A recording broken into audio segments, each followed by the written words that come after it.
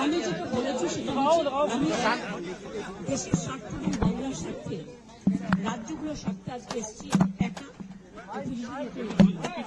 কিন্তু আপনাদের পরিষ্কারভাবে বলছি, আপনারা বাজেটে আমাদের বঞ্চনা করেছেন, আপনারা বাংলার সমস্ত উন্নয়নের প্রজেক্ট বন্ধ করে দিয়েছেন, আপনারা বিরোধী দলের কোনো রাজ্যকে কোনো সুযোগ দেন না, এবং আপনারা আমাদের 3 বছর ধরে 100 দিনের কাজ বন্ধ, প্রধানমন্ত্রী আবাস যোজনা বন্ধ, রুরাল রোড যোজনা বন্ধ, সমস্ত কিছু বন্ধ করে রেখেছেন। এমনকি ফুড সাবসিডি পর্যন্ত দেননি। আমরা 1,71,000 কোটি টাকা পাই লাস্ট ইয়ার পর্যন্ত। এই বাজেটেও কিছু নেই, শুধু জিরো। এইটুকু বলার সাথে সাথে আমার মাইকটা স্টপ করে দিয়েছে। আমি বললাম, why you discriminate, why you stop me? I am only attending. You should be happy for that. Instead of that, you are giving more scope to your party, your government, and you only me on behalf of opposition, only I am there, and you stop my mic. আপনি আমার mic বন্ধ করে দিচ্ছেন। আপনাদের এই বঞ্চনা আমি মানি না, তাই মনে রাখবেন আমি চললাম।